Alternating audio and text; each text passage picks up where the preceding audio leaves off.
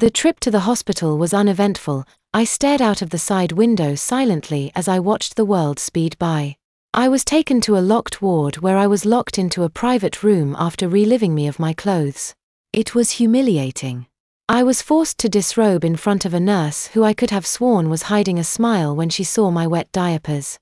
She told me to sit on the chair while she got something for me to wear.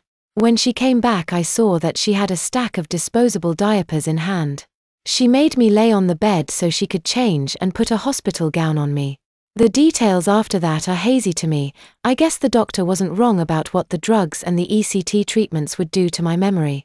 My next clear memory is being in the doctor's office dressed in street clothes. He was giving me an injection in my arm to reduce my sex drive.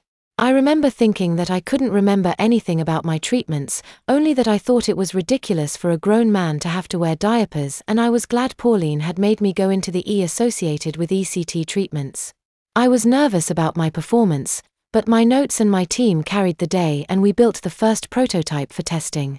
Pauline was right. I deserved to be treated like a baby. The treatments had only been temporary. I would spend the rest of my life in diapers, pooping and peeing like a 1-year-old. I awoke in my bedroom with a wet and dirty diaper, as I expected I would. My world had collapsed around me. The only bright spot in my life had been work, but now that was gone. Pauline would dominate every aspect of my life from now on. I cried in frustration when I thought about what I had lost: my job, my dignity, my freedom, even my wife. All I had now was a mommy who had loved me once as a man, but now cared for me as her adult baby. My life was laid out for me in a boundless vista upon which were strewn heaps of dirty diapers and empty formula bottles to the limits of sight.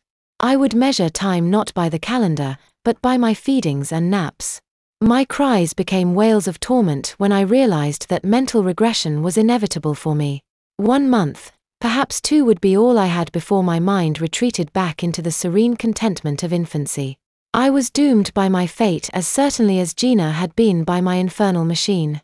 The door opened and Pauline came in to change my diaper. She made soothing, mothering noises over me as she cleaned me up and put a fresh diaper on me. I blubbered incoherently as she slipped a t-shirt over my head and pulled my arms through the short sleeves. When she finished dressing me, she pulled me up to a sitting position on the bed and sat down beside me. Pauline pulled me to her breast and hugged me to her comfortingly, stroking the back of my head and murmuring motherly endearments into my ears. I held onto her desperately, babbling my love for my mommy. She took a Kleenex from her pocket and helped me blow my nose before she tenderly dried my tears. She helped me out of bed and incapacitors bore into me and alerted me that something was wrong. I was in the machine. What was Pauline doing? I started to scream, "Pauline, please. No." The lights in the room flickered and the world had changed before my eyes. Everything was huge and terrifying. I felt trapped in the tent-like clothes that swaddled my body. I started to cry in fright. Pauline turned off the machine and ran to my side. She quickly untangled me from the clothes I had been wearing only a few minutes before. I quieted immediately as she pulled a folded diaper from her back pocket and laid me on my back. I marveled at how easily she was able to pick up my feet and slip the diaper under me. I hadn't realized how strong she was before. 30 seconds later she had fastened me securely into my diaper and was picking me up to ride on her hip. I put my hand on her breast and was surprised that I couldn't cup my hand over it like I used to. My hand had become tiny. Oh, I thought, that's how she can pick me up.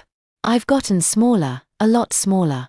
She knelt down and folded my clothes into a loose bundle with her free hand, then picked them up.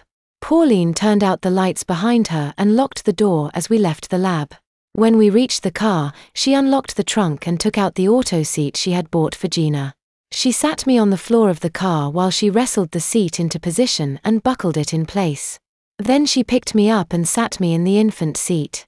I was surprised at how comfortable it was. The padding allowed me to rest my head against the side and watch as she pulled the strap up between my legs and connect it with the shoulder straps. Then she tightened the straps against my body and took my pacifier out of her pocket and put it in my mouth.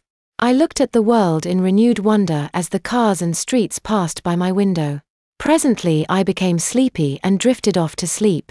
I woke up sitting in a grocery cart facing my mommy. She went to the baby aisle and began filling the cart with supplies. Diapers, baby wipes, baby food, extra bottles and formula rapidly filled the cart in front of me. To my intense delight, she bought